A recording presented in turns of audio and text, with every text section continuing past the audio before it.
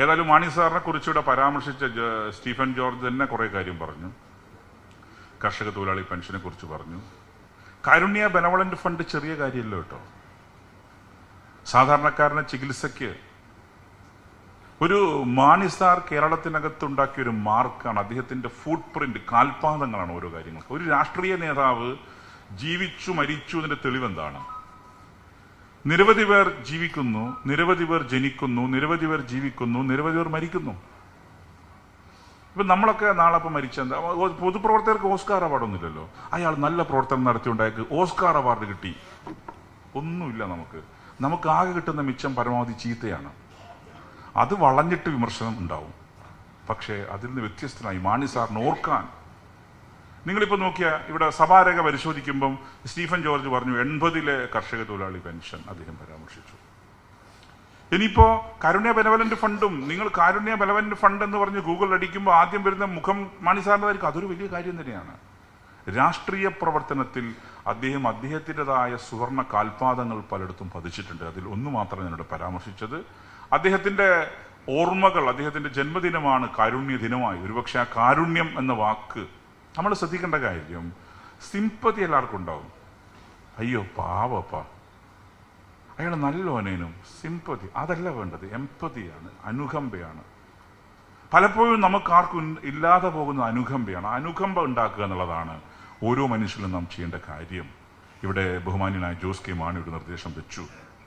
അത് സ്പീക്കർ എന്ന നിലക്ക് മാത്രം സ്വീകരിക്കാൻ സാധിക്കുന്ന കാര്യമല്ല. ഗവൺമെന്റ് തലത്തിലും പ്രതിപക്ഷ തലത്തിലും എല്ലാം ആലോചിച്ച് അതിന് അദ്ദേഹത്തിന് ഇനിഷ്യേറ്റ് ചെയ്യാം. അദ്ദേഹം വെച്ചൊരു കാര്യം നല്ല കാര്യമാണ്, അദ്ദേഹം പറഞ്ഞ കാര്യം ശരിയാണ്. കാരണം ആരുടെ കമ്മിറ്റ്മെന്റ്? വെത്തിലേന്റെ മുകളിൽ 100 വരട്ടുന്ന പോലെ ഇങ്ങനെ പരണ്ടുന്നുണ്ടാവും.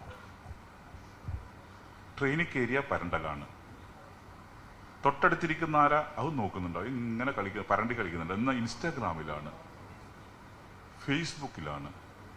ഈ പുതിയ തലമുറ സാമൂഹിക പ്രതിബദ്ധത കുറഞ്ഞുകൊണ്ടിരിക്കുന്നു. റീൽസ് ഉണ്ടാക്കലാണ്, നടക്കുന്ന റീൽസ്. എനക്കിൽ എത്ര കാലം പിടിച്ചിരിക്കാൻ പറ്റുമെന്ന് അറിയില്ല. കാരണം നമുക്കൊന്നും റീൽസ് ഉണ്ടാക്കാൻ ആരുമില്ല. ഇത് ഒരുത്തം നടക്കുന്നുണ്ട്. എന്നെ പോലത്തെ ഒരു ന്യൂ ജനറേഷനിലാണ് എനിക്ക് ചുറ്റും 3 ആൾക്കാർ ഇങ്ങനെ വരുന്നത്. എന്നാൽ ഇപ്പൊ ഇങ്ങനെയാ ക്യാമറ ഓടി ഇങ്ങനെ. ഇതെന്താ ഞാൻ എന്തുകൊണ്ട് ഇങ്ങനെ പിടിക്കുന്നത്? നോക്കുമ്പോൾ എല്ലാവരുടെ കയ്യിലും ആപ്പിൾ ഫോണാണ്, ഇങ്ങനെ പിടിച്ചിട്ടാണ് വരുന്നത്. ഞാൻ കുത്താൻ വരുന്നേറ്റാണ്. ഒരു ദിവസം ഞാൻ നോക്കുമ്പോൾ ഒരുത്തരുണ്ട് എന്നെ ഇങ്ങനെ കുത്താൻ നോക്കുമ്പോൾ അല്ല, അയാളെ കൂടെ എന്നെ കാണാൻ വന്ന ആളുടെ വീഡിയോ പിടിക്കുന്നു, ഇങ്ങനെ പിടിക്കുകയാണ്. അങ്ങനെയല്ല. മാണി സാറെ പോലത്തെ ആളുകൾ രാഷ്ട്രീയത്തിനകത്ത് ജനങ്ങൾക്കുള്ള സ്വീകാര്യത ലഭിച്ചത് ഇൻസ്റ്റാഗ്രാമിന്റെ റീൽസിന്റെ പിൻബലത്തിലല്ല, ഫേസ്ബുക്കിന്റെ പിൻബലത്തിലല്ല. അദ്ദേഹം ജീവിച്ചത് ജനങ്ങളുടെ മനസ്സിലാണ്. രാഷ്ട്രീയ പ്രവർത്തകർ ജീവിക്കേണ്ടത് ജനങ്ങളുടെ മനസ്സിലാണെന്ന പൂർണ്ണബോധ്യം. അല്ലാതെ റീൽസിൽ നിന്നുകൊണ്ട് കാര്യമൊന്നുമില്ല. റീൽസിൽ നിൽക്കുന്ന അതുപോലെ തന്നെ ഒരു റീൽസിൽ തന്നെ അങ്ങ് പോകും. ജനങ്ങളുടെ മനസ്സിലുണ്ട്. അത് PR അല്ല നമുക്ക് വേണ്ടത്, HR ആണ്. PR ഇല്ല. എന്ത് PR? പബ്ലിക് ഹാർട്ട് റിലേഷനാണ് നമുക്ക് ആവശ്യം. മാണി സാറിനെ പോലെ ആൾക്കുണ്ടായത് ഹാർട്ട് റിലേഷനാണ്. ആ ഹാർട്ട് റിലേഷൻ കൊണ്ട് മാത്രമാണ് അദ്ദേഹം ഒരു പാർട്ടിയെ ഈ നിലയിൽ പ്രതിസന്ധികൾ ഉണ്ടായിട്ടും ഒരു കപ്പിത്താനെ പോലെ പലപ്പോഴും ആടി ഒലഞ്ഞിട്ടും ഈ കപ്പൽ ശരിയായ നിലയിലേക്ക് നയിക്കാൻ മാണി സാർ എന്ന ക്യാപ്റ്റനെ നയിച്ച അദ്ദേഹത്തിന്റെ ഹൃദയബന്ധം കൊണ്ടാണ്, ഹൃദയത്തിന്റെ കരുത്താണ്. തീർച്ചയായും അതുകൊണ്ടാണ് 1000 കേന്ദ്രങ്ങളിൽ നിങ്ങൾ ഇന്നൊരു ദിവസം ഇത്തരം കാരുണ്യ ദിനം ആചരിക്കുന്നത്. അതിൽ എന്നെ ക്ഷണിച്ചതിന് ബഹുമാനപ്പെട്ട ഞാൻ യഥാർത്ഥത്തിൽ ഇതൊന്നല്ല, എൻ്റെ പരിപാടി വേറെയുണ്ട്. പക്ഷേ ആദ്യം വിചാരിച്ചു വേറെന്തോ, ഞാൻ ആദ്യം ഒഴിഞ്ഞു മാറാൻ ശ്രമിച്ചു. റോഷി എന്തോ ഇറിഗേഷൻ എന്തോ പരിപാടി തിരികെ കയറ്റാനാണ്.